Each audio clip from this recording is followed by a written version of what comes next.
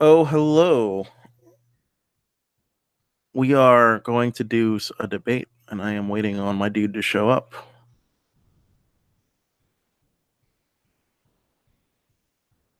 He got the message. Where's he at?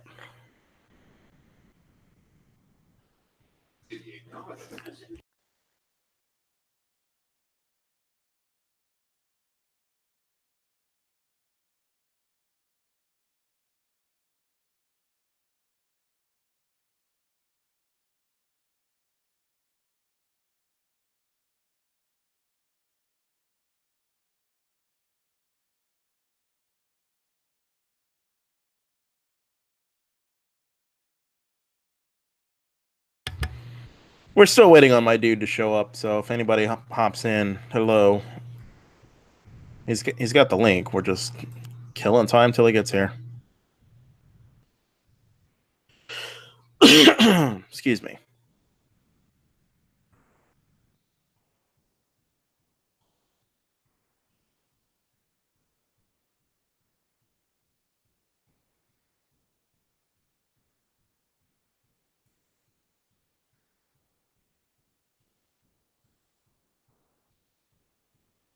Yeah, we're 2 minutes into dead air right now.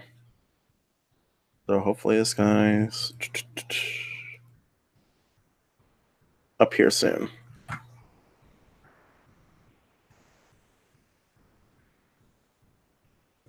And thus far, nope.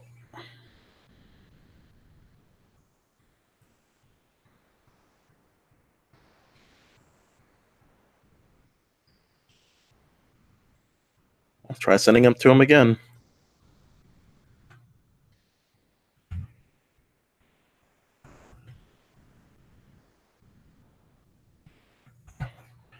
Send him the link again.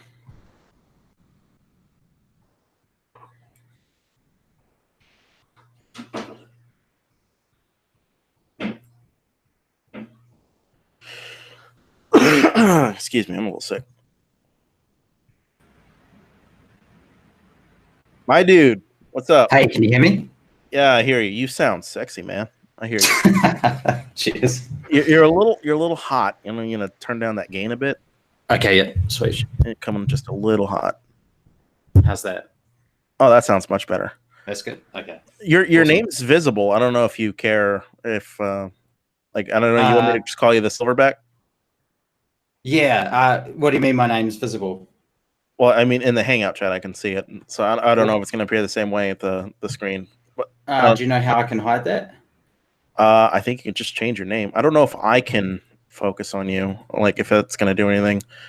I don't know. Let's see what the thing shows up on screen. No, I think on screen you just show up as a circle. So I don't know. Dodge a bullet there. Okay, sweet. All right. So how we doing today, man? Not bad. Not bad. How are you? I'm What time is it for you? It's 6:04. Where are you from? You in Australia? I'm in Australia, but I'm a New Zealander. God, Jesus Christ. Oh, that's even worse. That's a fake Australian. That's not one of them real Aussies. All right. So, man, what time's it over there then? It's got to be late. It's 11 a.m. 11 a.m. I'm a day ahead of you though, so it's like Thursday. Oh, so you're in the future time right now. Yeah. Okay. Robots haven't overtaken the world yet, so well, keep me updated when they do. So basically, we're here to talk about immigration and why you hate brown people.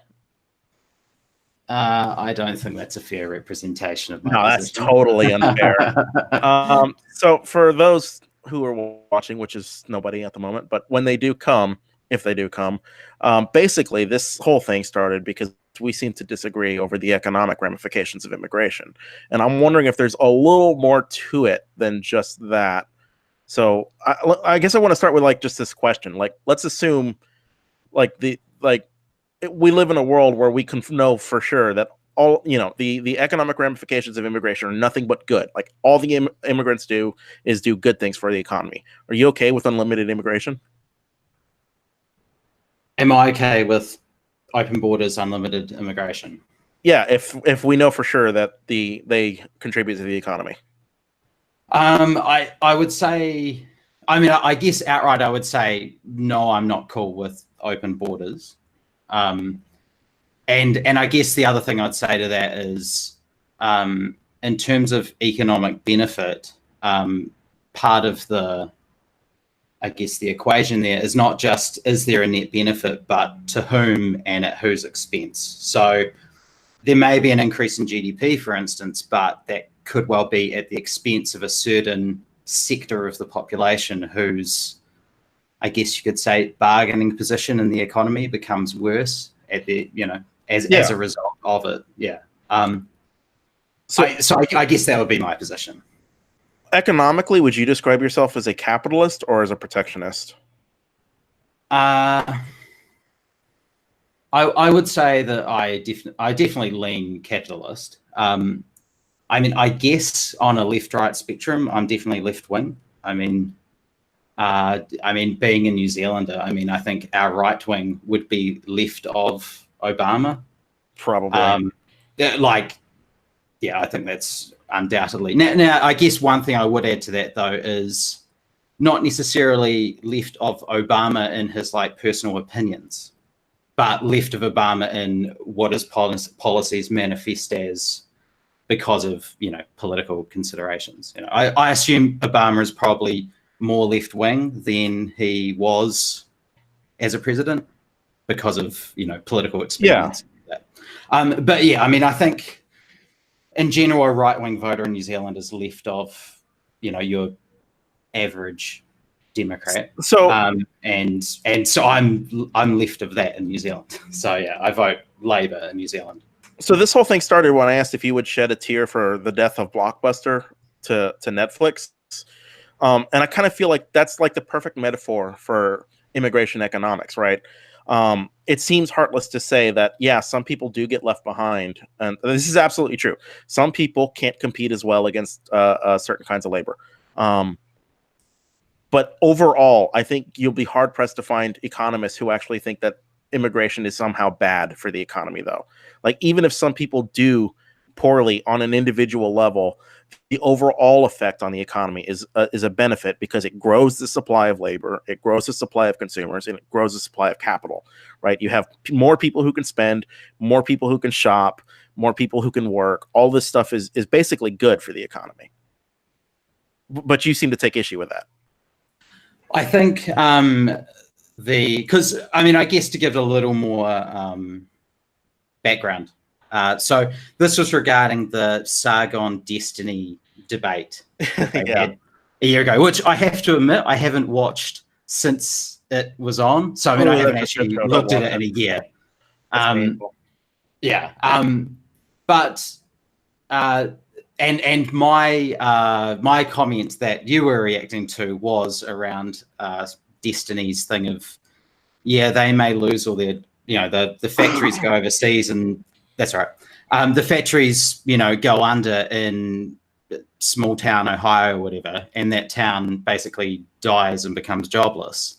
Yeah. But hey, iPhones are cheaper, and and I think we had a little bit of a disconnect because I think I don't think you picked up on what my point was more the Marie Antoinette-ish tone of hey, but cheap iPhones. I did. I just didn't care for that kind of a it just seems like very far away on the list of issues to have with the argument, right? Shouldn't the issue be the facts itself and not the way it's presented? Yes, but I think it sort of also gets at that element of just a complete lack of empathy for these people whose lives are pretty busted, and to say, oh, but their iPhones are cheaper. At least if you had said something like, but you get an influx of people who can work in agriculture, and so food costs go down or something, I think that was, I guess, more what I was reacting to. Well, but that's a good example. I agree. I was sort of arguing for you a little bit there.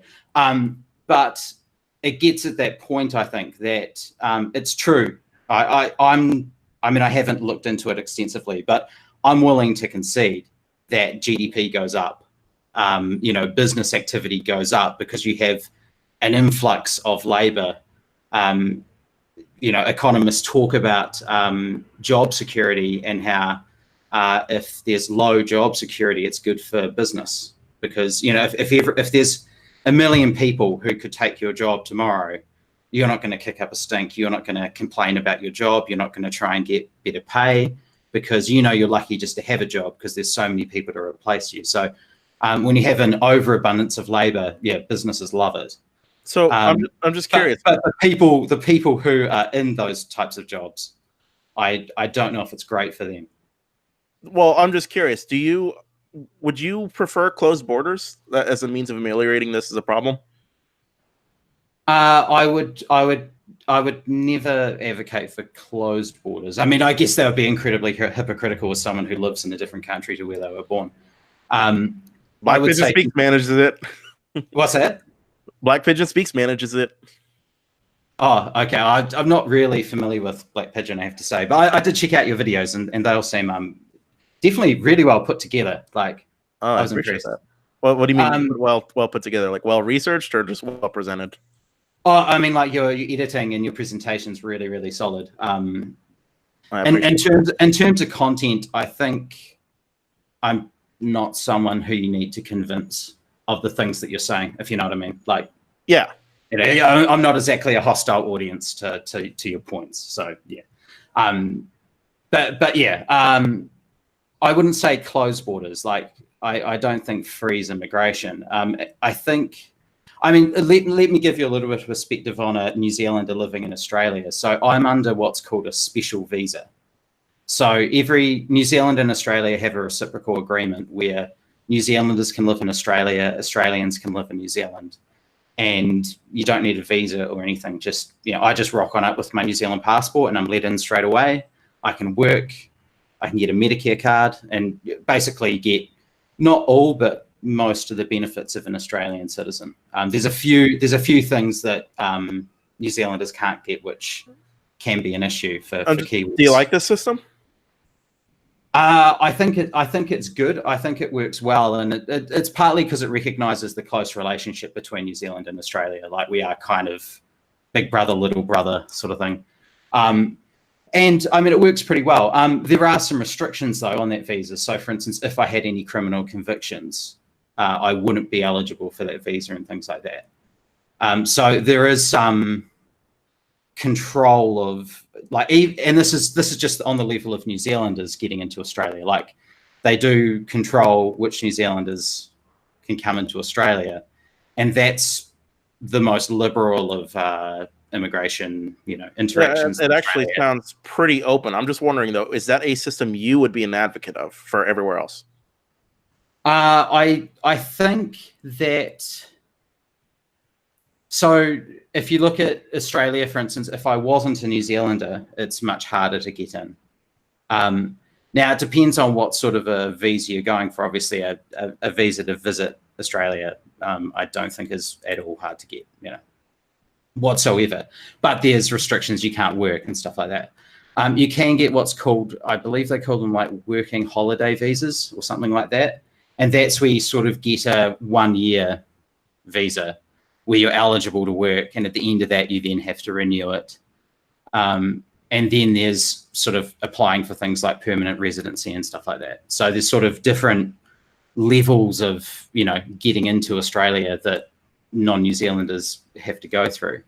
And I think that system's pretty good because as soon as you say, because I guess with the New Zealand system, what they're essentially saying is anyone can come in except for some very specific limitations. And I guess the thing is really just the system beyond that is just there's more limitations, Yeah. And so I think I certainly think I think limitations are good. Like I think one thing, for instance, that Australia does, New Zealand does it too. A number of countries do it. Is they have special criteria. So if there's a skill shortage in agriculture or in teaching or in doctors or whatever, if you have the relevant qualifications, you jump straight to the front of the queue to get in. And I think that system works quite well in terms of don't tailoring your immigration to the needs of your country to get the, because I agree that immigrants can be a huge benefit, and this sort of maximizes the benefit. But you don't see the contradiction. Like if you have to bring in immigrants to fill a skill shortage, that means that Australian workers who could have filled those jobs aren't being compensated enough, right? And like if you were to make the truly, I think it's more, yeah, there are a lack of qualified people. Then shouldn't the argument be that businesses should just up their compensation so that they incentivize more qualified people?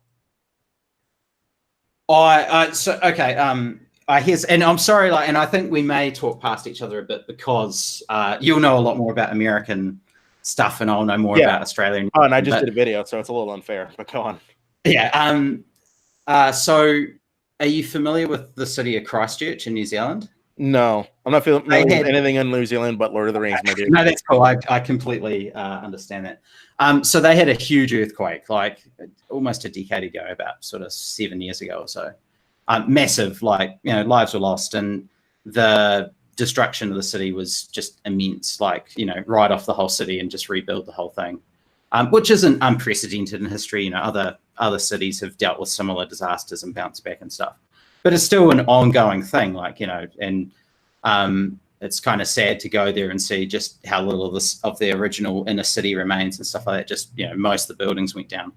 And one of the issues was we had this huge issue of a lack of qualified builders, plumbers, electricians, all these, you know, trade skills that we had neglected, largely because of our right-wing government at the time. We neglected the apprenticeships required to, you know, fully stock New Zealand with the requisite number of these people.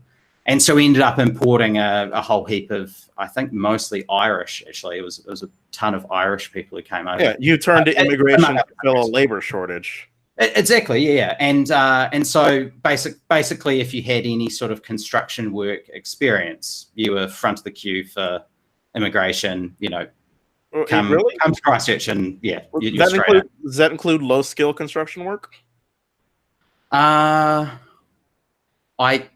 I couldn't tell you. I assume so, because the shortage was just so immense. I mean, the amount of reconstruction that had to happen. I mean, I think even if our apprenticeships and stuff had all been where they should have been, I think we still would have had a huge shortage. So yeah, I would say that it would probably favour higher skilled workers. So, you know, people with sort of relevant qualifications. So, I mean, I guess I'm just curious. What are we disagreeing on here? Like, I see nothing but economic benefits from immigration, and any of the arguments you can make about people hurting, like if it apply, you made the argument specifically about lower class, but it could apply to upper class too. You can apply this argument anywhere that somebody's going to be hurt. I don't know I don't think that's necessarily true, and we can haggle over like data if you want. But for the most part, I think your argument falls apart. Like, I think there's no reason the same arguments that you were applying on Twitter couldn't apply now when you're saying that immigration is good to fill a labor shortage. Like, you can have Australian or New Zealand laborers, right? Like, you can have those laborers work on reconstruction. And if there's a shortage of labor to work on that, you shouldn't have to turn to immigration to fill that labor shortage. You should just up the compensation of those positions so that local labor is incentivized to take those jobs. Like, why couldn't you make that argument? I would agree with you. I mean, I think the other aspect there is also the training required to. So, you know, like I agree, the government should be investing in training people to do these jobs if there's a shortage. But in the short term, you know, you've got a city in rubble, and do you go, well, in 10 years' time, we're going to have enough builders trained to rebuild it, but in the meantime, hang tight, people? Or do you go, okay, well, we need to start rebuilding the city now? Yeah. So, I mean, I think that, and to be fair, I'm somewhat unfair because I'm taking a very extreme example of a city destroyed by an earthquake, which isn't exactly typical, you know. I think what's getting me, though, is you're contradicting what you said on Twitter. I don't think so, because I'm not advocating for open borders. Okay, but you're using an example. I guess I'm misunderstanding this, because you seem to be turning to this example of when immigration was a good thing to support, I guess, my argument. Like, this would be my argument. But you're arguing against immigration? I'm not sure. Well, I'm not. I'm not. I wouldn't say I'm arguing for. Let's just try this. What is your argument against immigration? I mean, I wouldn't say I'm arguing against immigration full stop. I mean, I think that's, I mean, you're sort of presenting it as this dichotomy of either open or closed borders. Draw me your immigration policy. What does it look like? Okay. I mean, I think the Australian system actually is pretty good because I guess here's one question I'd ask you, and I'm sorry, I know it's annoying when you ask a question, someone asks a question. Nah, go for it, dude. Do you think that, let's take two immigrants, all right, just any two immigrants, do you think that the financial benefits to the country they're moving into, will it be identical regardless of factors? Regardless of factors, I don't know. So as in, sorry, I mean, I worded it a bit badly. So if I think two immigrants, and let's say they have different educational attainment, let's say they have different they'll both be beneficial. Language abilities. Do you think there are some immigrants who are more beneficial to a society and some that are less beneficial? Yeah, sure. Okay, but so they're all beneficial though. But do you also think that moving in an unlimited number of people, do you think it doesn't matter how many people move into a country? No, not really. I mean, I can't think of why it would. I'm like, it's not like we're running out of space. Make the argument for me. Skilled workers just moved in to California. Would that be good? Well, I guess why would it be bad? You would have a huge ballooning of unskilled workers. I don't think unskilled workers would do very well out of it. Yeah. Well, I mean, there's some data that's just they do just fine. Basically, when you get 20 million people moving into an area, that 20 million people has to eat. They have to clothe themselves. They have to stay places. So they're going to be doing a lot of spending in the economy as well. They're going to increase the demand for new jobs, basically based on what they buy. They're going to better schools because they have to pay. I think one thing I'd say regarding spending is, I mean, different people have different spending power. So sure. You'll have some people will move in and, I mean, I guess to give you an example, let's say you have an immigrant move in, they have capital, so that, you know, they have money that they're bringing in from their country, and they have a business proposal that's going to, you know, create a business, create jobs, all that positivity. Yeah. Or you have someone coming in completely unskilled who is going to earn a minimum wage, spend a minimum wage. I mean, I think there's a dramatic difference. No, I understand what you're saying, but most of the spending done in the economy is done by people who are poorer. It's done by lower and middle class spenders. That's fair. Yeah, GST is, you know, disproportionately hits poor people. Yeah, we are in a consumerist economy, so the more consumers, the more successful our economy is. But even that kind of belies, like, I don't intend to like throw facts at you that you couldn't possibly know, but 25% of immigrants into this country are entrepreneurs. So not only do they like create jobs by their spending, they create jobs by their own investment. And these are jobs that natives can also fill. Like it's not all doom and gloom that if they come here. And I guess I just ask, why should it matter if 20 million come? Like what would be the fallout? Like, I'm not sure I agree that there's an economic fallout, and I can provide you some studies if you'd like, but I don't. I mean, yeah, I mean, I think there's no point in the two of us like reading studies aloud to each other, and yeah, but definitely send me what you've got afterwards. I'd be definitely keen to read it. Let me just ask. Let's assume that. This gets to what I asked earlier. Like, if it actually helped the economy, would you be fine with 20 million people just coming into an area? Okay. I mean, I think in general, sure. I mean, there's be a huge infrastructure cost, stuff like that, but if it balances out and everything, fine. I think I think the thing you and I sort of ships passing by sort of thing is, I think the concern I have is that you have the low income communities in your society have just had essentially the competition for the jobs that they're vying for, you know, massively, the competition's gone up incredibly against them, and I would feel very reluctant to put the sort of like general benefit of society's economy ahead of potentially massive suffering for the most vulnerable segment of society. I mean, I think what's funny is I think so you're agreeing with me. Like I know. No, okay. The most vulnerable segment of your citizenry. Then how's that? So, because I think a country should put its citizens' interests first. Yeah, I think that's every citizen's interest or just the select few. Like which? Well, I mean, I get what you're saying. That sort of you have to break some eggs to make an omelette. Yeah.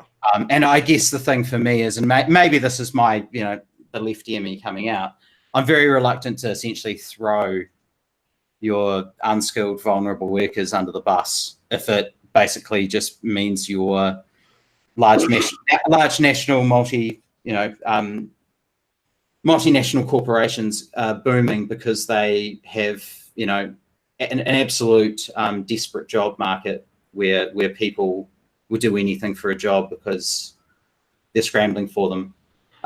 So I mean, I think probably at your end, I think to change my mind, probably the single best bit of data that could be presented would be if the influx of immigrants actually increases, and I guess to just be clear, the influx of unskilled immigrants increases, has a net like positive effect on the number of unskilled jobs. So if you have 100,000 unskilled workers descend on a city, but because of the boost of them, there's actually 150,000 unskilled jobs at the end of it, then I'd be pretty convinced. But yeah, essentially that's my concern, is that this rather large group of unskilled workers are essentially getting thrown to the wolves.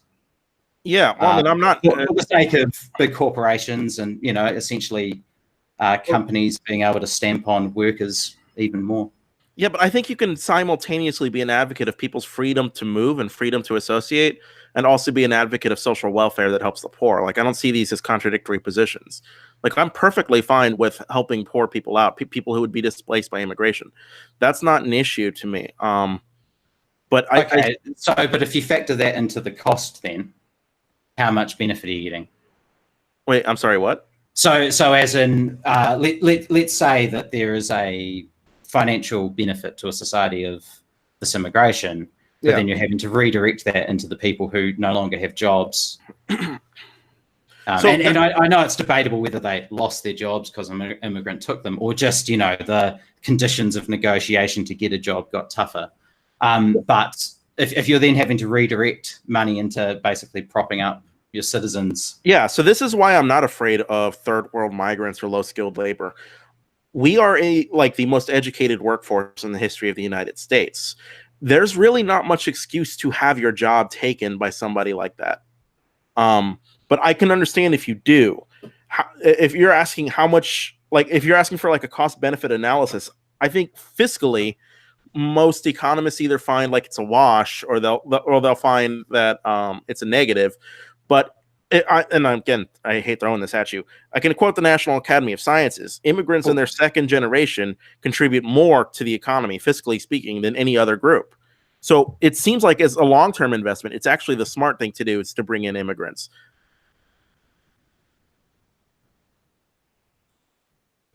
Yeah, I mean, I think the second generation thing is probably pretty true. I mean, I think also on educational attainment, they would, because you see it with a number of cultures where they just value hard work, determination more, it seems, than I think the world does at this point.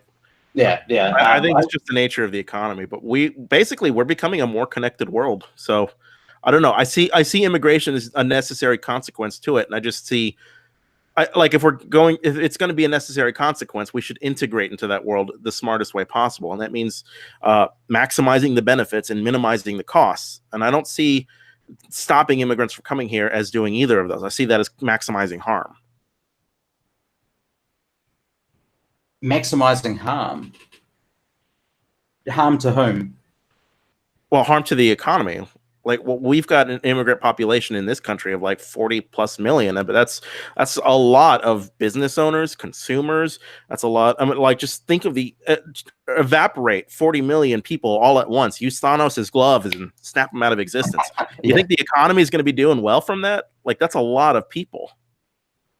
I mean, and I think you and I don't dispute, that immigrants can and I think typically do have a net benefit.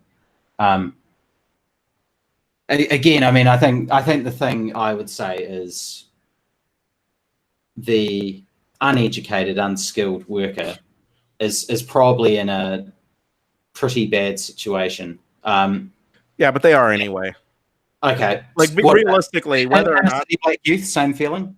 I'm sorry? Inner city black youth, same feeling. They're in that situation anyway. Inner city black youth. Oh yeah, basically. Okay, we'll throw them under the bus too. I mean, they're in that situation. That's their fault. I'm not in favor of throwing anybody under the bus, but I'm just saying, like, you said you don't care if they suffer for the benefit of the greater good. No, I think earlier I advocated for social welfare programs to precisely minimize their suffering. Like, I'm perfectly fine with helping people who are suffering. I'm just saying this idea that if we stop immigration, they're going to stop suffering is a myth. I think. I mean, I guess the other thing that's worth adding to this is, in America, it's not really a debate about immigration or not. It's about illegal immigration or not, isn't it? I mean, because that's one thing that Australia and New Zealand just don't have, largely because of geography. I'm not really sure it is about that. Like, I think illegal immigrant is something of a political category. Like, any argument you could apply to a regular immigrant could apply to an illegal immigrant, right? They also have to eat and clothe themselves and work and pay taxes and rent and all this other stuff. They also lower crime as regular immigrants do. Like, any benefit you get from a regular immigrant, you also get from an illegal immigrant. Why are they coming in illegally? Because it's really hard to immigrate to the United States legally.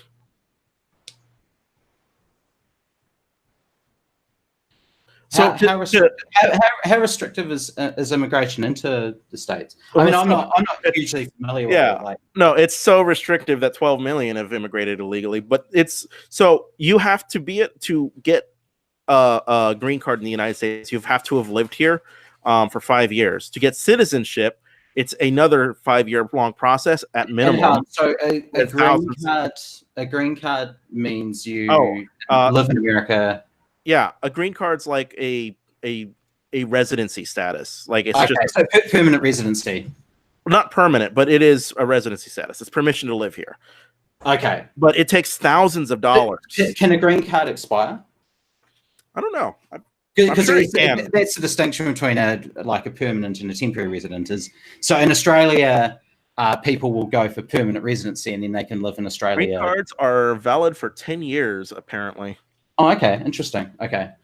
So it's sort of, it's this weird sort of almost permanent residency, but not.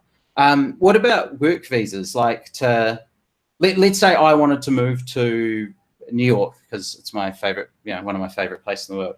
I want to move to New York and get a job, but I need a visa to work. Yeah. How hard are the hoops to jump through to get a visa you can work with?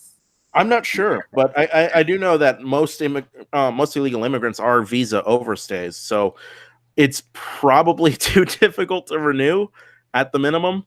But I'm honestly not sure. Okay, yeah, because that's the other thing that's interesting with the whole sort of build the border wall, isn't it? Is that the vast majority of in quotation marks illegal immigrants are actually people who came legally and then have just overstayed, isn't it? Yeah. Like, as opposed to people running through the desert, which does happen, but my understanding is that's not the majority.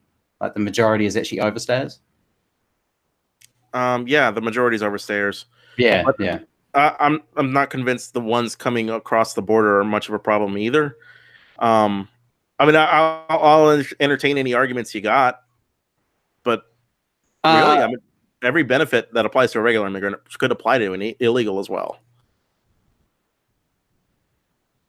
I mean, to me, as a non-American, just the whole existence of illegal immigrants sort of boggles my mind. Like, I've felt this for a number of years now. It's like just do it one way or the other. Either decide to, make them citizens and then they're in the system, and then surely there's a lot of benefits to having people actually on the books rather than sort of ghosts in your society. More benefits than keeping them illegal. Or like aggressively deport, and then if they want to come back, they can go through legal avenues to do it or something. But I found it very strange, just the whole fact there are illegal immigrants. So you basically described the Republican policy when you said just like overwhelmingly deport, and if they want to come back, they can. What is the utility of that, right? Like you've ceded that there are all these benefits, right? So I'm totally with you. There's all these benefits. To me, illegal immigrant is a political category. It doesn't really have much meaning, and I think this is like hilarious since I've started debating the alt-right. Like my views have changed on this. But really? Just one little.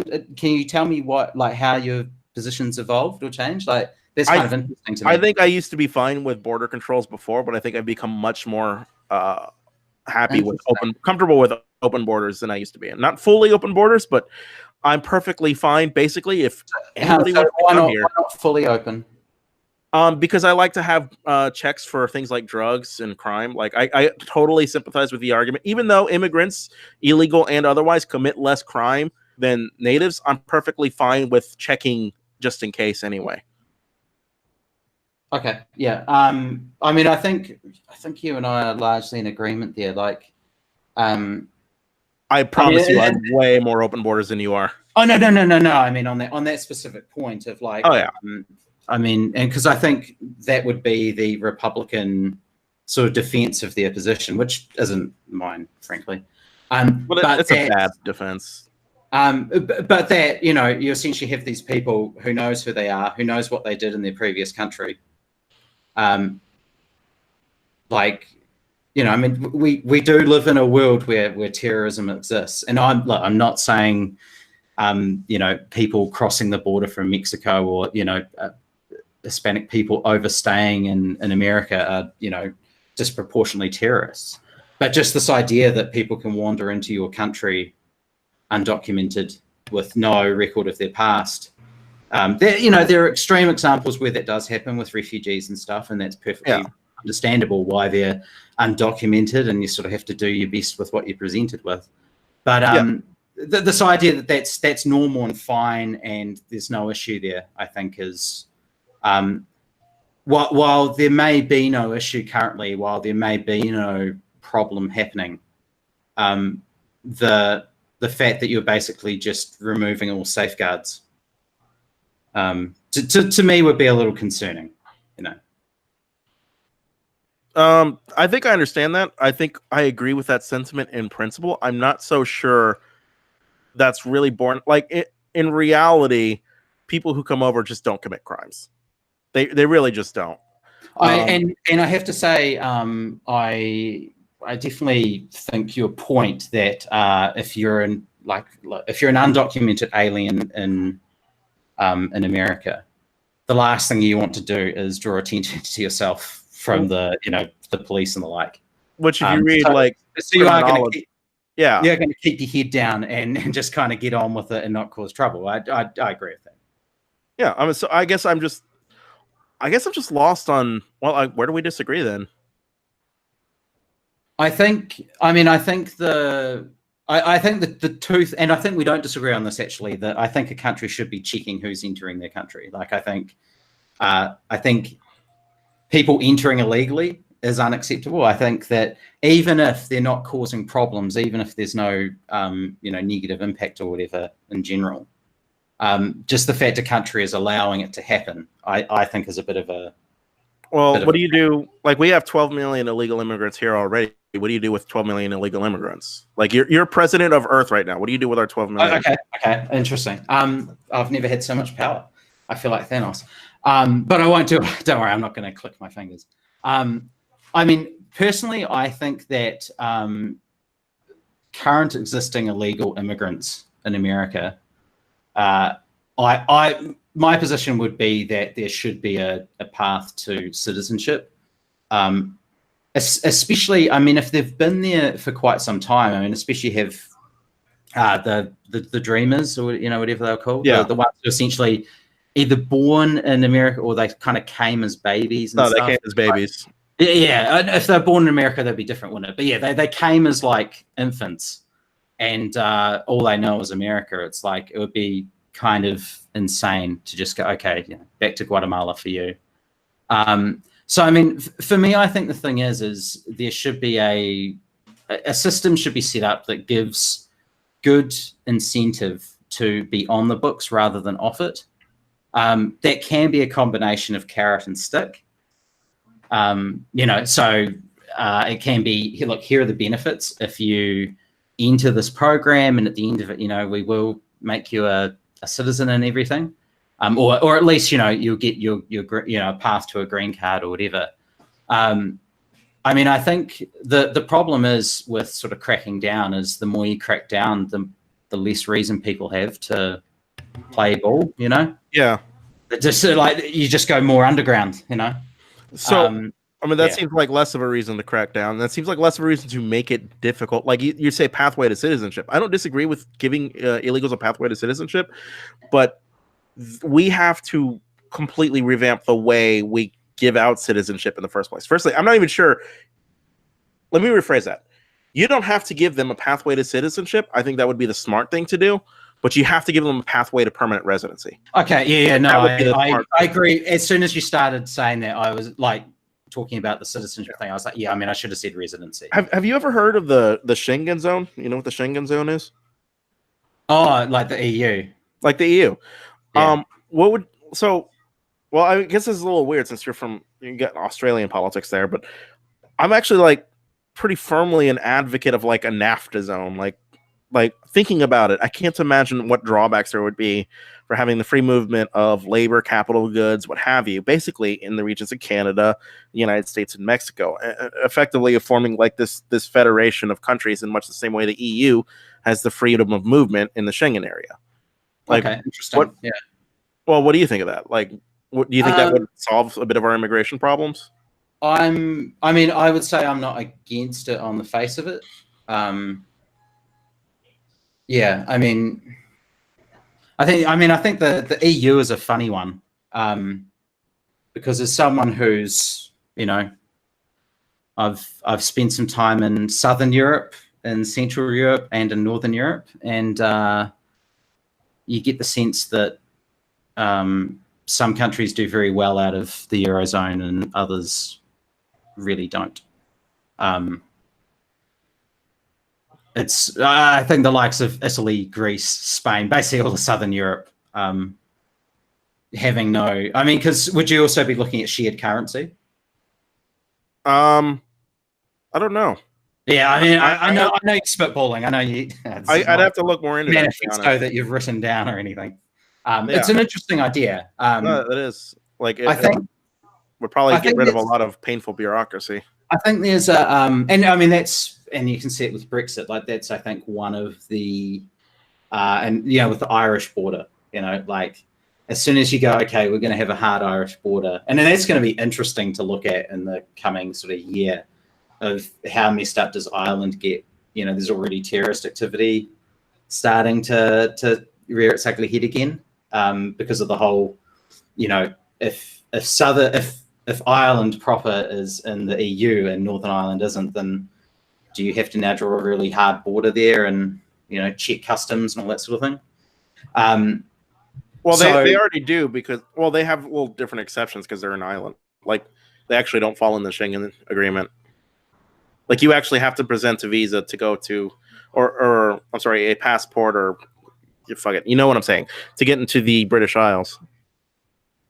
Yeah. But in terms of like movement of goods and stuff over that border is pretty.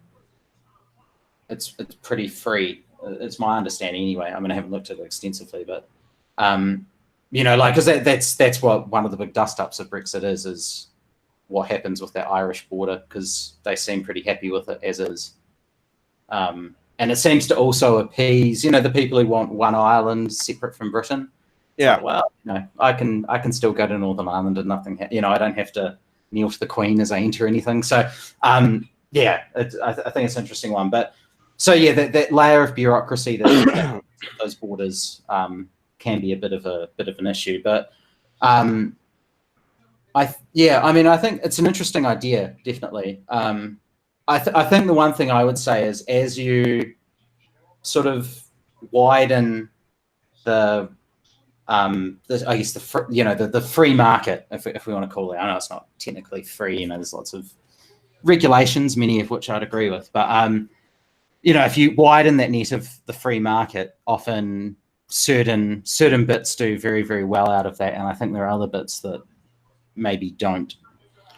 Yeah. Well, I mean, I think originally you described this on Twitter, like immigration on Twitter, as like a handout to corporations so that they could have wage slaves or something like that. And that got me thinking that it was a dramatic statement, and I don't really like that phrase wage slavery, but I was being a little dramatic, yeah.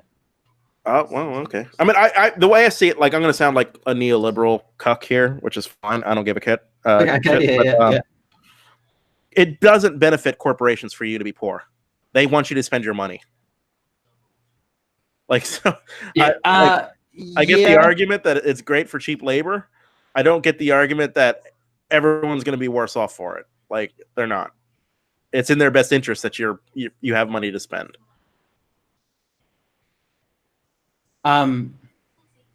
Yes. I think it depends on what you're trying to sell. Supermarket, sure. Car dealership, not so much. Yeah, especially let's say European car dealership. Well, if you're a car dealership, when you'd want to sell your product, right? Like, but if you're selling Mercedes, you only really want elites doing well. No, I agree. If you're trying to sell, bottom end cars and stuff, or a used car dealer or something, there are not enough elites to justify Mercedes on its own, right? You have to have middle class people buying it. If you have to keep lowering the price to get them to buy it, it doesn't do you. It's not a benefit to you, right? You understand that for their interests, they want people to buy it who are reasonably comfortable and that they can afford it. Because they don't want to keep lowering the price. I would agree that a Mercedes car dealership probably wants some good aspirational incentives for the middle class to be able to sort of climb the ladder a little and buy their first Mercedes. I don't think they probably care too much, though, about, let's say, inner city, low income communities. I don't think there's any, because I think you typify most corporations and businesses as almost like psychopathic in their self-interest. So I agree that self-interest can sometimes manifest very well in terms of, well, they do want people to have money so they can spend it. But I think that in that sort of psychopathic, this gets a little bit profit. No, it feels a little Ayn Randian. I understand that, like the virtue of selfishness. I totally understand with that and sympathize with. I'm not like an ANCAP. I know. Regulations and everything. I wasn't trying to characterize you as one or anything, but just more that this. I think if we're saying, well, the corporations want everyone to be rich, it's like, well, no, they want their customer base to have more spending power. And I think what I try to get at is the people who try to argue that they're capitalists while simultaneously being against open borders. This is contradictory. Like or I should say libertarian capitalists, because that's typically who pisses me off the most. You cannot be against the free movement of labor. You cannot be against free association. You cannot be against the freedom of all these different things and simultaneously be a libertarian capitalist, because it just flies in the face of all that. I mean, I guess the only thing, and I mean, okay, let's not get bogged down in definitions and stuff like that, but the only thing I'd say about and not hardcore libertarian who basically want zero government or whatever, but I guess people who have libertarian leanings. I mean, I think many would make a distinction between citizen and non-citizen. Yeah, in but would terms they really like of if you're a minarchist, you ideally you only want the government to protect your property rights, right? Should citizen and non-citizen really exist as a distinction if you're a minarchist? I mean, I guess probably not. Yeah, I mean, I guess their position isn't that. I've found sort of the libertarian who verges on anarchy, just totally unpersuasive. It just ends up sounding like Mad Max every time. Like when you go, well, who's gonna stop that from happening? Oh, you'll hire a private security force. You know, it just I don't know. I always find. I find the world gets very dystopian very quickly when they start talking about their end goals. Yeah. Okay. Do you got anything else you'd like to say? And we don't seem to really disagree on much. I thought we'd go at this way harder, but no. We agree on everything. I'm not a very confrontational guy, I guess. Well, you don't have to be confrontational for us to find disagreements, but we. True. I mean, I guess probably the other thing is because I think the thing that's really come out in our respective positions, I think, is our. And, I'm going to sound super left-wing now, our lived experience. But, like you being American, me being a Kiwi Aussie, I think the backgrounds we have very different experiences of, and just the conversations going on in our respective countries are markedly different. Yeah, my government's shut down over this, so I understand that. yeah, that's true. I mean, but like to give you one other. And this is an interesting one, and I mean, I'm not expecting you to kind of spitball, elaborate ideas on it, but there is an interesting thing that has gone on in Australia for about 15 years, and it has been like an election determiner at times. Is they call them the boat people. So these are people coming down from Indonesia on boats illegally and landing in northern Australia because Australia is somewhat remote, but actually isn't that far from Indonesia. Which is why, I mean, the Japanese were actually making some attacks into the north of Australia during World War II because they're, coming off Indonesia and stuff into. But so it's not it is a very, very dangerous bit of water though. So there's a lot of drownings, a lot of boats sink, and you have 100 people drown or whatever. And so there has been this real ecological battle in Australia over what to do about the boat people, as they're called. Currently, they just get locked up on an island when they land in Australia. It's called Nauru. It's a small island nation, and they basically just get locked in almost permanent detention. And it's sort of this weird. I mean, it's almost like sort of Guantanamo. Yeah, that's quasi illegal. I don't like that at all. But the difficult catch-22 is if you say, okay, well, if you land in Australia, we're going to, look after you. Well, now you're essentially indirectly supporting people trafficking, because the guys bringing them over, this isn't some humanitarian, refugee replacement thing. This is, these are, very nasty people who are fleecing these people of all their worth and saying, we'll take you to Australia. So it's a really difficult one because it's been a problem in Australia for over a decade now of what to do about it, because on the one hand you don't want to send the wrong signal that your people trafficking's cool, and if you get on one of these boats, we'll look after you if you get here. But then the other side of it is this sort of permanent detention without really any rights or anything is also, obviously really, really messed up. I don't know. I mean, it might be something worth looking into just for a sort of non-American immigration issue, which I don't know. To me, it seems pretty hard to figure out what to do with it. Well, I mean, is it really that hard? What would the drawbacks be from letting these people into the greater Australian area?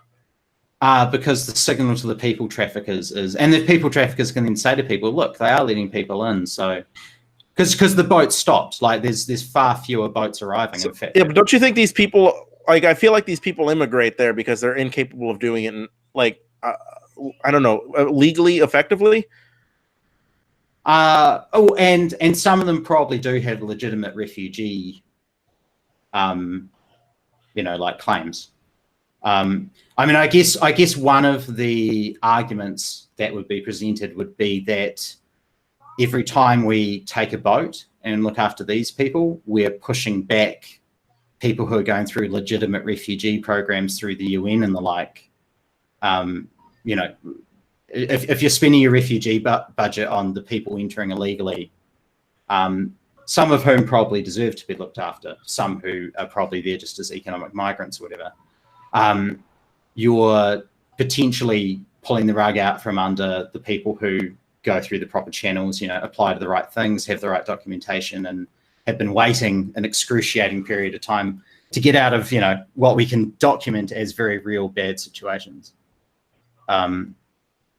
Because every cent you spend on that is a cent you're not spending on the refugee budget, unless you want to, massively increase the refugee budget, which is probably politically untenable. So I don't know. It's a tricky one because I think both sides actually do have very sound arguments. Personally, I think sending the all clear signal to people traffickers is not great for a government to do, but locking people up on an island is also really bad. Yep. The New Zealand government were probably a bit cheeky with this. Are you familiar with our Prime Minister? No, I don't know. Her name's Jacinda Ardern. She's pretty popular internationally. Many people frame her as the anti-Trump, like the antithesis of Trump. Like this, she just had a baby like about 6 months ago or something. So she's now blowing up because she's a mother with a newborn who's running a country sort of thing. The working woman thing. But she did something that you'd probably say was a little bit cheeky, which was she basically said, we'll take all the people on the island that you've got, in captivity, or whatever you want to call it. We'll take all them. And Australia's sitting there going, well, okay, but if we agree to that, then that's also a signal of all clear to the people traffickers to move people as they want. All right. Give me the final word. You get final word. Okay. Actually, just one last thing. Do you see a difference between Europe and America with the movement of people? So I guess I'm talking about the mass influx of mostly North Africans. Not really. Like, I understand that they are different in that one of them shares a land border with a war-torn country, right? Where there's you can't really stop the flow of people into this area because there's too much land, not enough people, and there's a war on the other side of it. I understand that. But the arguments, like in favor or against it, are largely the same. What about criminality? Well, I haven't really seen anything like. I guess I just don't know what about criminality. Like, I've never really seen anything that suggests like this is a popular talking point, but I don't see this borne out in like any government statistics or anything like that. It doesn't seem like the only people I could see that track this kind of thing are like actual like alt-right watchdogs, and I'm not so sure I trust like alt-righters on that. They guess like so here's the problem. When they say that migrants are responsible for crime in, say, Sweden, we have to take into different things into account. Like, the one is the way Sweden categorizes crime could be different than from a way another country does it. Yep, that's fair. Rape is the. I mean, they actually did. They did recategorize sexual assault and stuff in a way that. Yeah, I think what it was. I'm trying to think now. I think what they did is they did it where, so for instance, let's say an abusive husband rapes his wife regularly, and their rape statistics they would record it like they used to record that as like one criminal. It doesn't matter. And now I think they started recording it as well. If he raped her 200 times, it's 200. And so I think they had an increase in their sexual assault statistics, which many anti-immigration people jumped on. And I think actually because of the difference in the way they were categorizing or the way they were counting them, it accounted for most of the change, if not all of it. So I think that's an example of where the way you collect and use these statistics actually can make a massive difference to how you should actually interpret them. Yeah. So well, there's this other side to this is really bad terms. Like migrant is an awful term, right? Foreign born is an awful term because migrant can include somebody who's from another EU member nation. Like if a Hungarian moves to Sweden and commits a rape, like that still counts as a migrant. Like they don't. I think you meant migrant was like some pejorative term, and I was no. I get you now. I get you now. I'm speaking semantically. Yeah. They don't track these specifically by migrant backgrounds. Like anytime somebody says like there's a migrant influx that's causing a spiral of rape, that can mean anything. And I'm not seeing anything that's really tying it to the refugee crisis. I'm seeing a lot of speculation that it's tied to the refugee crisis, and maybe that's fair. But I'll get to the other word. Foreign born is another example. You can have a person who is a foreign born person who's still a citizen of a country, right? You can be a foreign born citizen of Sweden. Yeah. Right. So there's a lot of I hate to use the racist alt-right term, the Jewish term pill pull, but there's a lot of pill pull shit going on with the alt-right and the way they categorize this. I don't even know what that term is. What was it? Pill pull? Pill pull. Pill pull. Okay. Is it two words? P-I-L-L, P-U-L. P-I-L-P-U-L. I've never even heard of this term. I mean, my American friends always laugh when I say this. In New Zealand, we don't really have Jews much. And it's not like by design. It just there was never any sort of like mass immigration, but of them. But so what is it? I don't even know what that term means. It just means like splitting hairs. Oh, so like kind of pedantry sort of thing. Yeah, it's a game that they play. Okay, yeah. Okay. Oh, I learned something interesting. Yeah. So I understand all the arguments against immigration in the European Union. I don't agree with like any of them. I don't think any of them really hold up once you put them into scrutiny. I think here's what it really comes down to, and this is what nobody's honest enough to say, and it really annoys me. It really just comes down to people are afraid of becoming an ethnic minority. They're just white and they see the world getting browner, and it scares them. Okay. I think there's probably plenty of people who say this disingenuously or whatever, but I mean, I think for me it would be more about like cultural values and stuff. So so coming out of the British tradition, which New Zealand and Australia and the like do. I mean, we have heaps of people from like India and stuff like that, right? Who I played cricket with as a kid, and did not think of them like they were just a New Zealander. We have Indian cricketers representing New Zealand at cricket. So I mean, I think Britain probably has some similar things around. There are certain what you'd call like dramatically different racially to a white British guy, but in terms of the values that they hold and stuff, basically like you could not tell the difference. If you were to poll these people on the way they see the world, the way they think about it, the things they value, the principles they hold, you'd probably not be able to, on a piece of paper, if you just gave them a Q&A, be able to tell the two people apart. There was a very, very interesting, and sorry to bring it back to Australia, but this is where all my news comes out of. There was a very, very interesting thing that happened in Australia with the marriage equality referendum that we had, which was around, so gay marriage. And there was a real beat up on sort of like Catholics and, sort of any Christian denomination basically were sort of paraded as the bad guys. And I guess the other thing I would say is I do watch relatively left-wing news in Australia. So I mostly watch the ABC, which is sort of the Australian equivalent to the BBC. And they definitely like have a very, very left-leaning viewpoint, which can be good, but can also be utterly infuriating.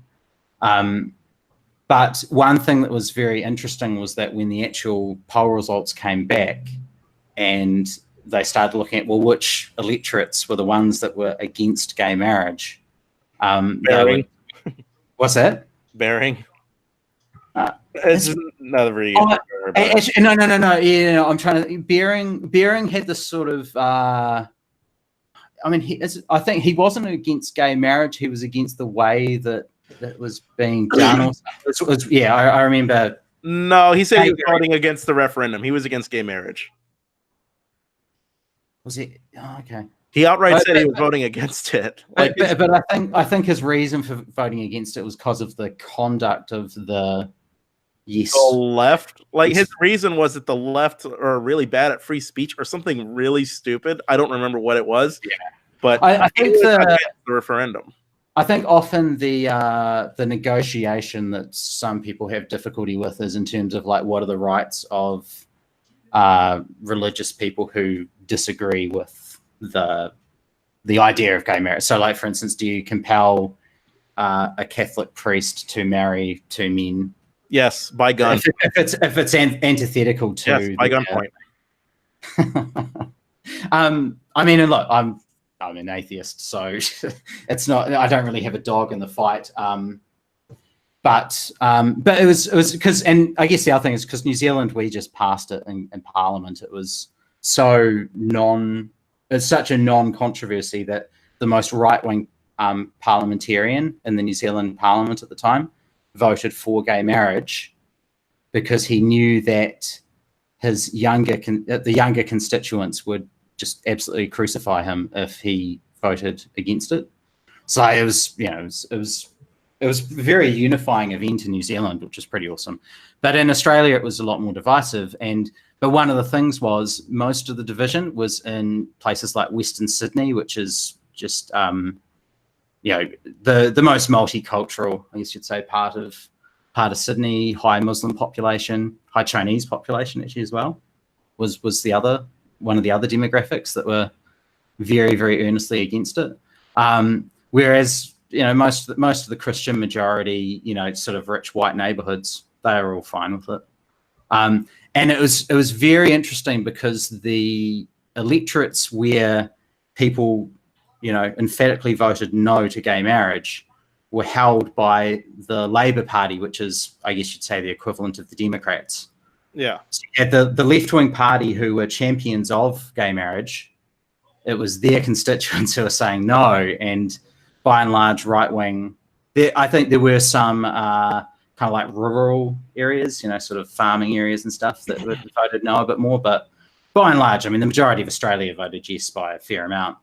But the pockets where it was against, there probably was, and I wouldn't say it was a racial dynamic. I would say it was a cultural dynamic that led to those views being held. Ones that I certainly would be, uncomfortable with them being propagated too much. Okay, final word?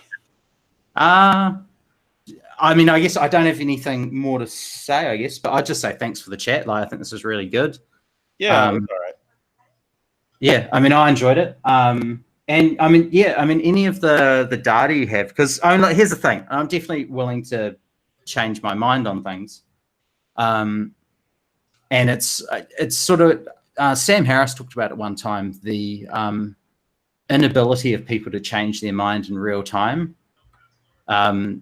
Someone asked him about, what's the point of your debates? And he said, I don't think I've ever convinced someone in a debate to change their mind.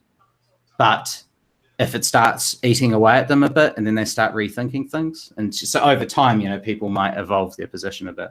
So you're going to find this lazy, but I'm going to send you a video and just say, get the citations from there because they're all in the description.